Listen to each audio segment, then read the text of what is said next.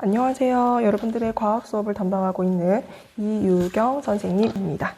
오늘은 지난 시간에 이어서 단원 정리 세 번째 시간, 오늘은 직권의 운동이라는 중단원을 정리를 한번 해보도록 하겠습니다. 여러분들 교과서 46쪽을 준비하면 되겠습니다. 46쪽의 첫 번째 내용은 움직이는 대륙 이동설에 대한 내용이 나오는데, 오늘 이 내용과 관련된 영상을 먼저 보고 시작을 하겠습니다.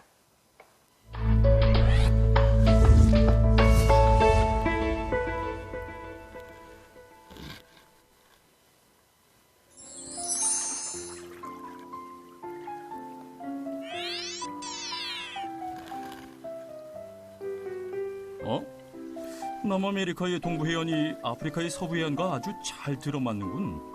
마치 한때 붙어 있었던 것처럼 말이야.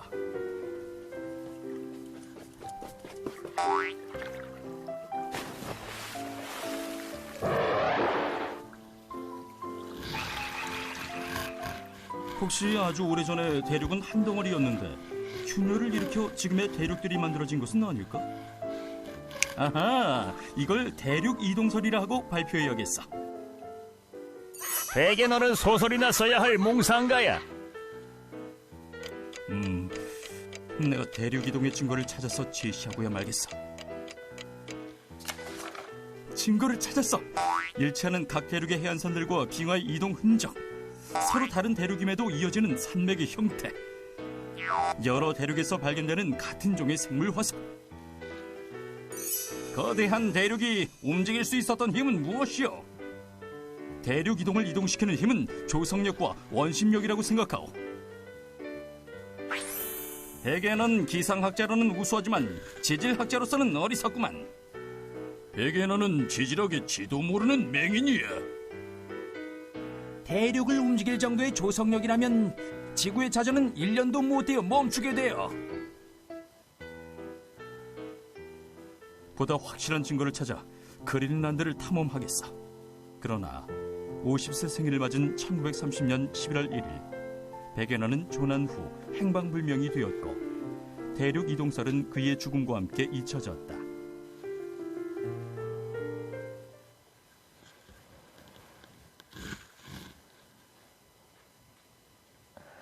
베게너 아저씨가 마지막이 참 불행하게 끝났는데요. 하지만 이 베게너가 죽은 지 이제 아주 오래된 지금 현재에는 이 베게너의 이 대륙 이동설을 우리가 과학계에서는 받아들이고 있습니다. 자, 베게너라고 하는 사람은요, 독일의 지구물리학자이면서 기상학을 공부했던 사람이에요. 이 사람이 대륙 이동설을 검증하기 위해서 그 증거를 찾기 위해서 그린란드를 3차례나 탐험을 했고, 마지막에 조난이 되어서 불행한 마무리를 하게 되었죠. 자, 그러면 이 베게너라는 사람이 그 당시에 자주 들여다봤던 세계 지도입니다. 그 당시에 썼던 세계 지도인데, 이게 현재 우리나라에서 주로 사용하고 있는 세계 지도랑은 조금 차이가 있어요. 자, 우리나라에서 쓰는 세계 지도의 경우에는 지금 보면 중심에 우리나라가 있죠. 그리고 우리 아시아가 중심에 있고 오른쪽에 아메리카 대륙이 이렇게 배열이 되어 있습니다. 하지만 자, 베게너가 살았던 유럽에서 쓰는 세계 지도는 유럽을 중심으로 해서 왼쪽에 아메리카 대륙이 있어요. 다시 한번 보시면 우리나라에서 쓰는 세계 지도는 오른쪽에 아메리카 대륙이 있고, 유럽은 지금 현재에도 왼쪽에 아메리카 대륙이 있는 이러한 세계 지도를 사용합니다. 자, 그러면 딱 보면 느낌이 오죠? 지금 이 유럽에서 쓰는 세계 지도, 이 베게너가 봤던 세계 지도에 보면은 이쪽 남아메리카의 이 해안선과 그리고 여기 아프리카 대륙의 이 서쪽 해안선이 뭔가 좀 일치할 것 같다는 그런 느낌이 들죠. 그래서 마찬가지 우리 베게너 아저씨도 이거 뭔가 해안선을 맞추면 맞춰질 것 같아 라고 생각을 하면서 이제 그것과 관련된 이제 증거를 수집을 하기 시작했습니다. 자, 그러면 자, 교과서로 가서 교과서 46쪽 움직이는 대륙 보도록 하겠습니다. 지금 46쪽의 내용을 보시면 과거의 대륙 분포는 현재와 같았을까? 라는 건데 그렇지 않은 거죠. 그래서 독일의 과학자 베게너가 서로 떨어져 있는 대륙의 해안선 모습이 비슷하다라는 사실로부터 이 해안선 모습을 맞추어 보는 그런 활동을 했었습니다. 우리도 오늘 베게너가 돼서 대륙의 해안선 맞추기 활동을 한번 해보도록 할 건데, 이 내용이 부록 257쪽에 그 활동지가 있습니다. 대륙의 해안선 맞추기 활동지.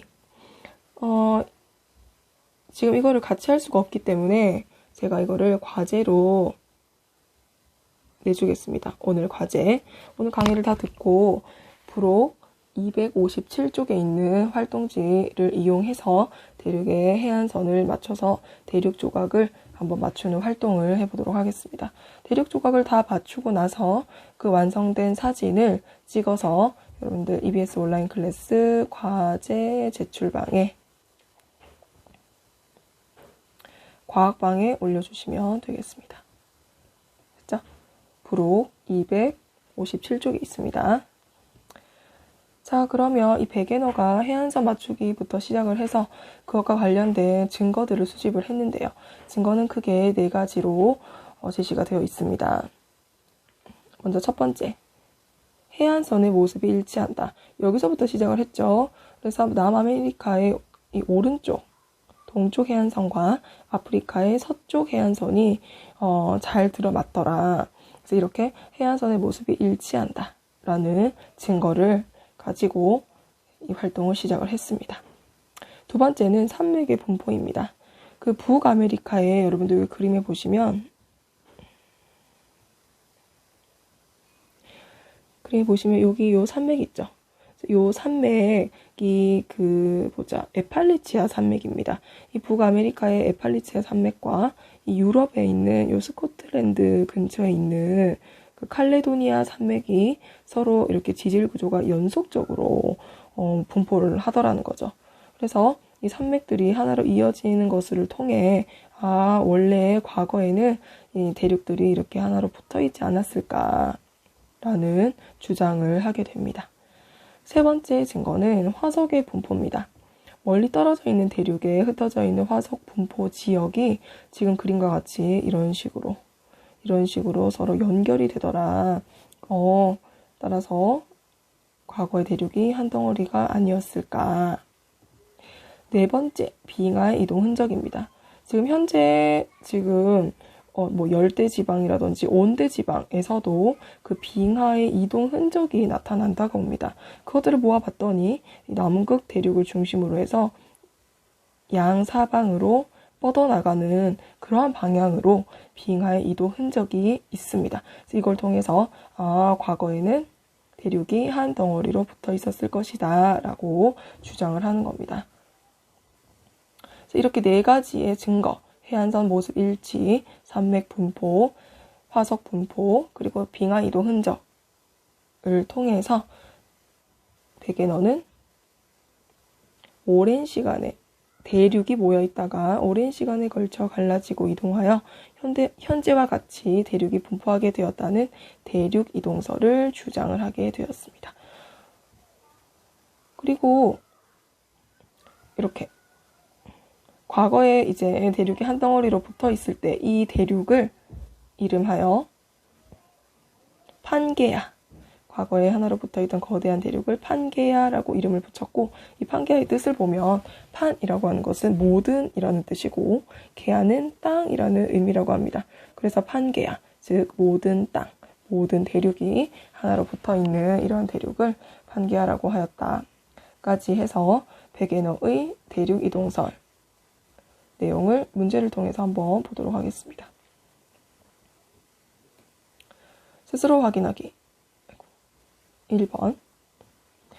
베게너가 제시한 대륙 이동의 증거에는 총 4가지죠. 해안선 모습의 일치, 그리고 산맥 분포가 연속적이다. 화석의 분포도 연결이 된다. 그리고 마지막, 빙하의 이동 흔적 등이 있다. 두 번째입니다. 2번. 오늘날 열대나 온대 지방에 속하는 아프리카, 남아메리카, 인도 지역 등에서도 빙하가 이동하는 흔적이 발견된다고 합니다. 이유는 뭘까요? 이유는? 예시답안을 볼게요. 과거에 이 지역들은 남극 대륙을 중심으로 모여 있다가 갈라지고 이동하였다. 따라서 각 대륙들이 모여 있을 때 형성된 그 빙하의 흔적이 오늘날 열대나 온대 지방에 속하는 지역에서 발견된다. 이렇게 하면 되겠죠. 자, 이렇게 해서 베게너의 대륙 이동설 정리를 하고요. 두 번째 내용을 보겠습니다. 자, 판의 이동과 경계, 교과서 48쪽입니다. 관련 영상을 한번 보도록 하겠습니다. 자, 판의 이동과 경계와 관련된 영상을 하나 보고 시작을 하겠습니다.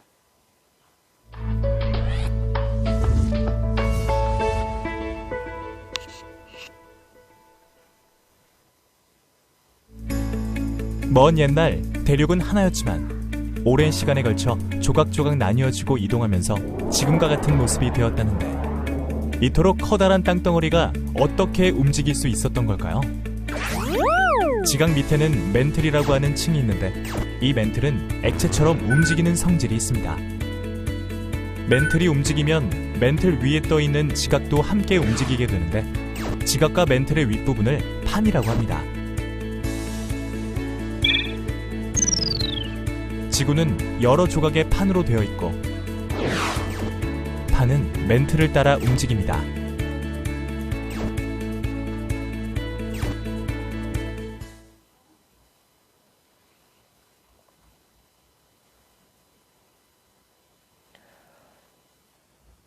자, 이제 교과서 48쪽 보겠습니다. 자, 베게너의 대륙 이동설이 그 당시에 받아들여지지 않았던 이유가 뭐냐면 그 커다란 그 대륙이 이동하는 그 원동력을 설명하지 못했어요. 그런데 이제 그 이후에 베게너가 죽은 이후에 과학자들은 연구를 통해서 이 판이라는 것이 움직이고 있다. 그것이 바로 대륙의 이동의 원동력이다라는 것을 밝혀냈고, 그래서 지금 오늘날 그 과학계에서 이 베게너의 대륙 이동설을 받아들여지게 된 겁니다. 자, 그러면 판이 무엇인지를 보겠습니다. 자, 판이라는 것은 그림 1-9와 같이 지각과 멘틀 윗부분을 포함하는 단단한 암석층이다 라고 되어 있습니다. 이거를 조금 자세하게 보게 되면요. 지우겠습니다. 자, 지금 보면은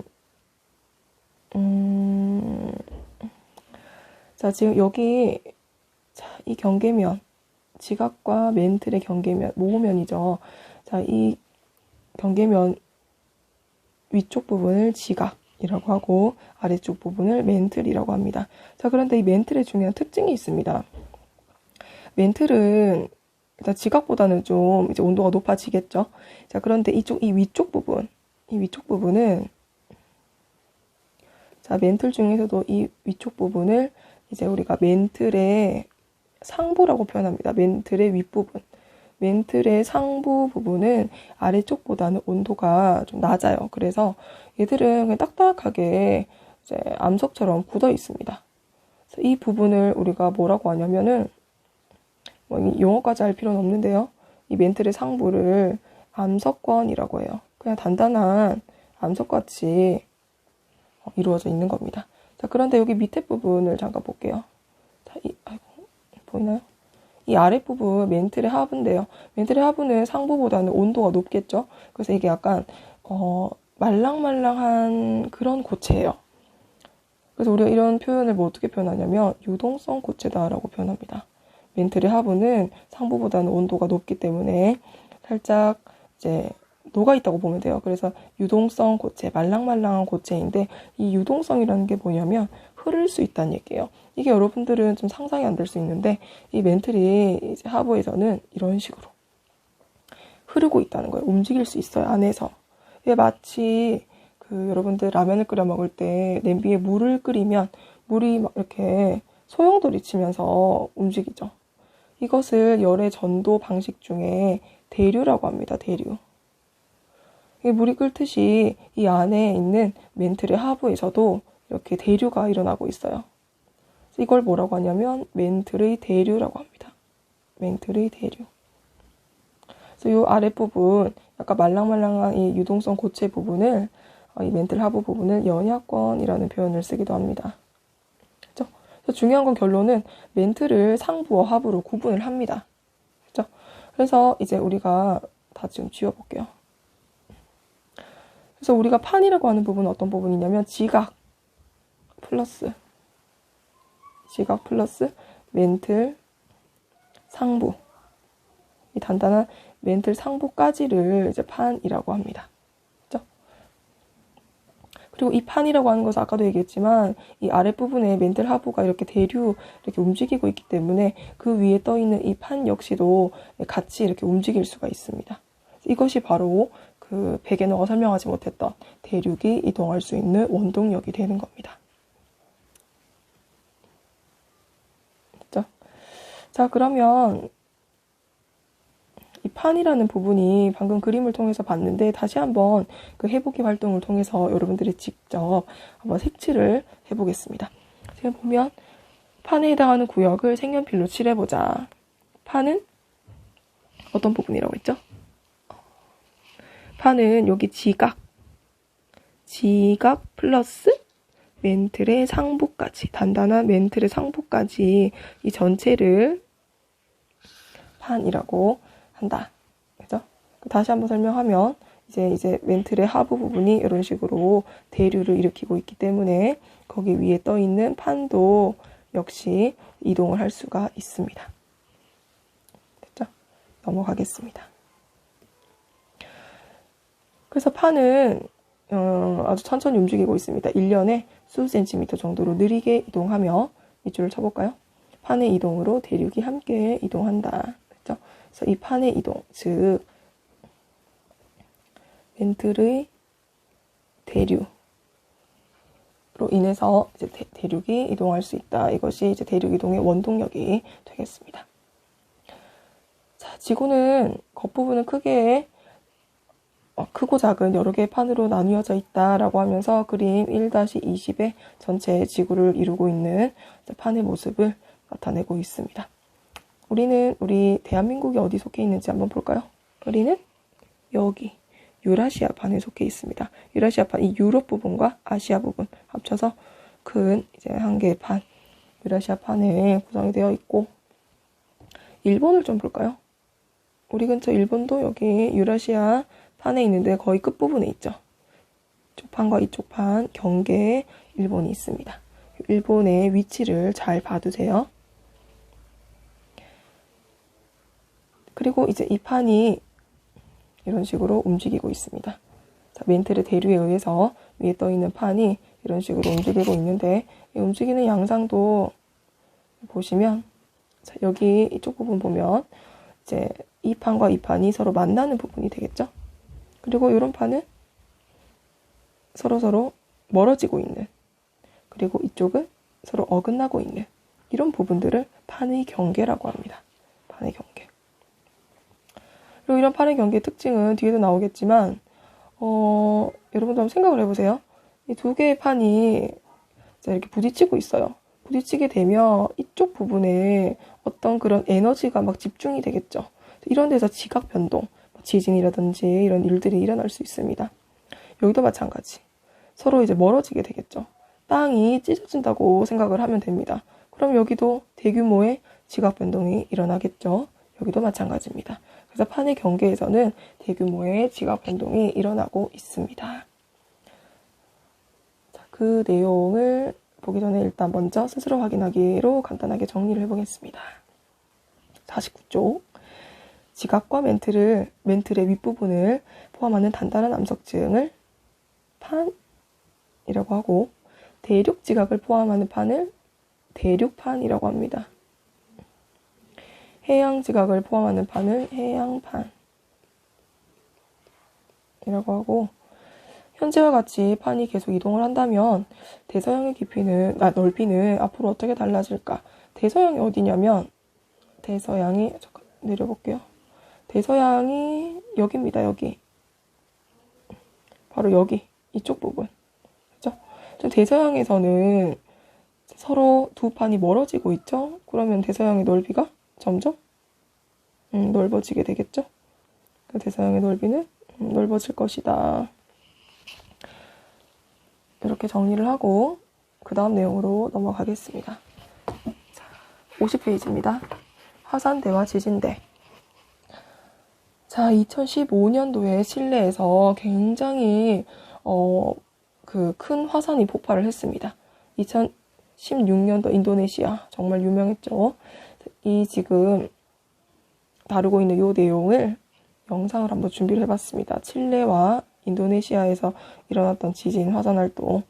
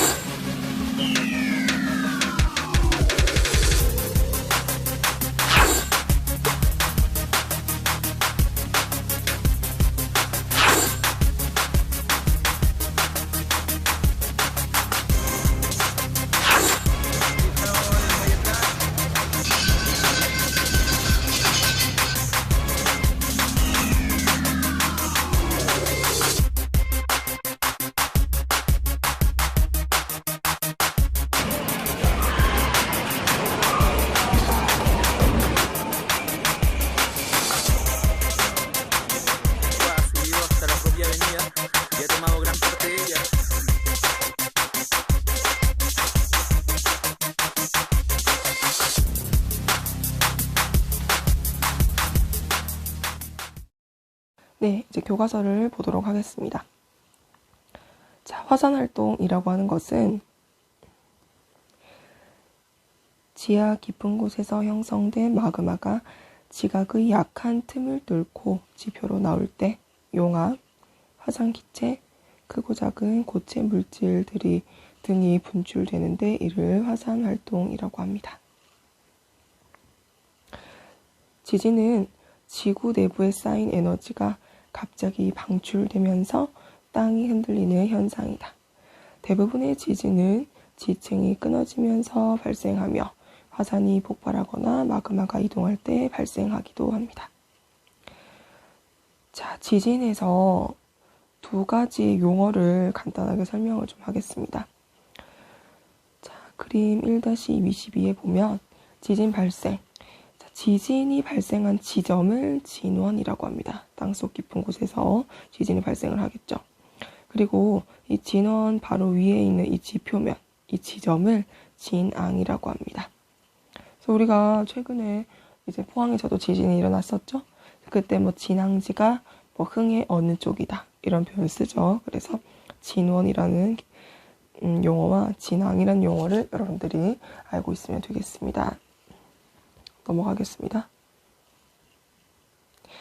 자, 지진의 세기입니다. 자, 지진의 세기를 보도할 때 두 가지의 표현을 씁니다. 지진의 세기. 자, 첫 번째, 이거는 지진의 세기를 나타내는 단위로 지진이 발생할 때 방출된 에너지의 양을 기준으로 나타낸다. 따라서 지진으로 방출된 에너지의 양이 많을수록 규모가 크다. 그 규모, 그 숫자가 이제 아라비아 숫자로 표현을 합니다. 규모는. 뭐 예를 들어서 1, 2, 3 어쩌고저쩌고 하면서 숫자가 클수록 규모, 그러니까 지진의 세기가 큰 것을 말하고, 자, 이번에 진도라는 표현이 있습니다. 어떤 지역에서 사람이 느끼는 지진의 정도, 느끼는 정도나 건물의 피해 정도를 기준으로 나타내는데 그것을 진도라고 합니다. 해보기를 잠시 보면 어떤 기자 내용을 하나 다루고 있는데,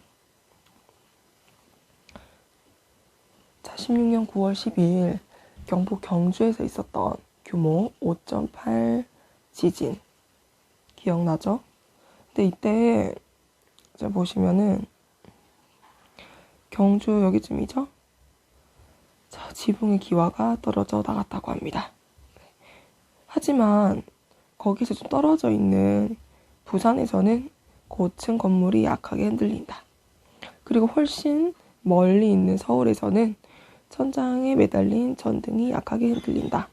이 당시에 선생님은 포항에 있었지만 제 친구 중에 서울에 있는 친구들은 뭐 바깥에 이렇게 걸어 다니던 친구들은 이걸 느끼지 못했대요. 지진을.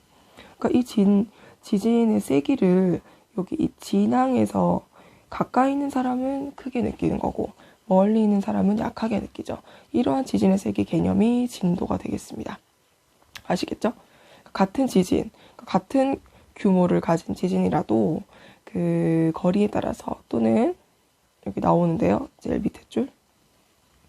진도는 발생 지점부로부터의 거리, 그리고 지층이 강하고 약한 정도. 그러니까 이 지역의 지층이 강하면 많이 흔들리지 않을 수 있어요. 그러면 진도가 작게 나타나겠죠? 그리고 건물의 상태 등에 따라서 달라진다. 아이고. 달라진다. 되겠습니다. 넘어가 볼게요. 자, 그 다음 페이지에는 화산 활동이나 지진은 지구상의 특정 지역에서 자주 발생한다. 그래서 화산 활동이 자주 발생하는 지역을 화산대라고 하고 지진이 자주 발생하는 지역을 지진대라고 합니다. 그 밑에 탐구 활동이 있는데 이 탐구 활동의 내용은 뭐냐면 전 세계적으로 그 화산 활동 그리고 지진이 일어난 지점을 확인할 수 있는 프로그램이 있어요. 그래서 그 프로그램을 보면서 이렇게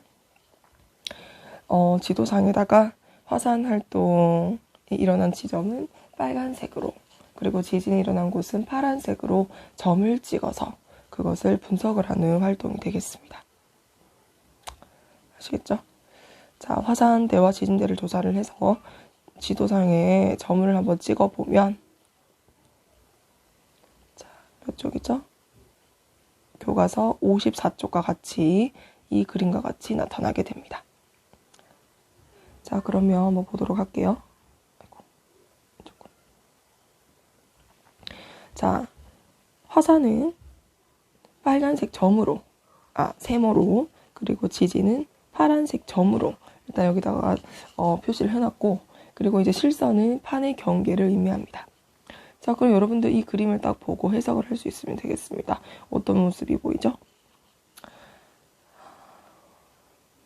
자, 위에 한번 읽어볼게요. 이 화산대 빨간색, 그리고 지진대 파란색, 얘들은 대체로 띠 모양을 이루고 있습니다. 쭉 띠 모양을 이루고 있고, 태평양의 가장자리. 자, 태평양의 가장자리가 어디냐면 여기가 태평양이에요. 이 가장자리 중심으로 특히 이 위쪽으로 엄청나게 이 화산대와 지진대가 밀집을 해 있습니다. 됐죠? 그리고 대서양의 중앙지역 여기입니다. 그리고 뭐 알프스와 히말라야를 잇는 지역에서 잘 나타난다. 그리고 이건 중요하니까 빨간색으로 하겠습니다. 화산대와 지진대는 판의 경계와 거의 일치한다. 그러니까 이 지금 그림에서 실선이 판의 경계라고 했었죠. 이 판의 경계와 이 화산대와 지진대가 거의 일치를 하는 모습을 나타내고 있습니다.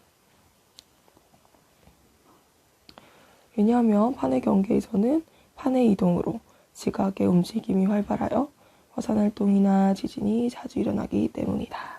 그렇죠? 그래서 판의 경계와 화산대 지진대는 거의 일치하는 모습을 보인다. 라는 점이 이 활동에서 가장 중요한 내용이 되겠습니다. 되시겠죠? 자, 그럼 여기까지 해서 스스로 확인하기를 풀어보겠습니다. 1번. 어떤 지역에서 지진을 느낀 정도나 피해 정도를 기준으로 나타낸 지진의 세기. 지진의 세기에는 아까 얘기했지만 규모 그리고 진도가 있어요. 지진을 느낀 정도나 피해 정도를 기준으로 하는 것은 진도가 되겠죠. 아까 전에 제가 빠뜨렸는데 규모 같은 경우는 아라비아 숫자 1, 2, 3 이런 식으로 나타낸다면 진도는 로마자로 표현을 합니다. 그래서 1, 2 쭉쭉쭉쭉 그래서 뭐 크게는 뭐 6까지 있겠죠? 그래서 아라비아 숫자로 표현하는 것은 규모, 그리고 이렇게 로마자로 표현하는 것은 진도이다. 이번에 화산 활동이 자주 일어나는 지역을 화산대라고 한다고 했고, 지진이 자주 발생하는 지역을 지진대라고 합니다. 3번에 태평양의 가장자리에서, 아까 여기 그림으로 노란색으로 표시를 했었죠. 태평양의 가장자리에서 화산 활동과 지진이 활발한 까닭은 무엇일까요? 태평양의 가장자리가 뭐와 일치하고 있죠? 그렇죠. 이 실선으로 표현되어 있는 판의 경계와 일치하기 때문이겠죠? 그래서 태평양의 가장자리는 판의 경계에 해당하기 때문이다. 이고, 이 태평양의 가장자리, 다시 그림을 좀 볼게요. 자, 태평양의 가장자리를 보면은 이런 식으로 고리 모양이죠? 동그란 고리 모양이에요. 그래서 이 고리를 다른 말로 불의 고리라고 표현을 합니다. 불의 고리. 여기서 전 세계적으로 정말 유명한 그 화산 지진 활동, 그리고 뭐 전 지구상의 한 70에서 80% 정도의 그 활동들이 다 이 불의 고리에서 일어나고 있습니다. 그렇죠? 여기까지 해서 오늘 그 마지막 단원 정리 내용을 마무리를 하겠습니다. 그동안 수고가 많으셨고, 오늘 과제는 뭐라고 했었죠? 오늘은 대탈출은 없습니다. 대탈출이 여러분들의 제출한 내용들을 제가 쭉 보니까 대체로 만족도가 좋았습니다. 그래서 참 감사하고, 그런데 한두 명 친구들은 좀 어려웠나 봐요. 특히 마지막 자물쇠 비밀번호 알아내는 방법을 사실 거기서 좀 많이 막혀가지고 힘들었다는 친구들도 있더라고요. 오늘은 대탈출 3편은 없습니다. 왜냐하면 오늘 내용이 너무 적어서 10층까지 만들 수가 없습니다. 그래서 오늘은 대탈출을 생략을 하고, 아까 전에 선생님이 봅시다. 과제가 하나 있었습니다. 여기 있습니다. 여기가 46조. 자, 교과서 46쪽에 해보기. 기억나죠? 아까 했던 얘기. 그래서 해보기, 대륙의 해안선 맞추기. 이거 부록에 있습니다. 부록에 그 대륙 조각을 이용을 해서 대륙 조각을 한 덩어리로 맞춘 다음에 그 결과를 사진을 찍어서 EBS 온라인 클래스 과제 제출방, 과학방에 올려주시면 되겠습니다. 알겠죠? 그동안 수고 많으셨고,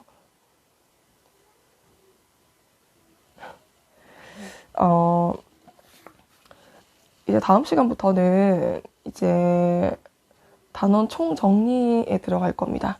단원 총 정리하고 한두 시간 정도 2단원을 학습을 하면 아마 저희가 예정대로 학교에서 만날 수 있지 않을까. 등교 계약을 6월 8일 날 합니다. 그때 학교에서 만날 수 있지 않을까. 그렇게 생각이 듭니다. 오늘 수고하셨습니다.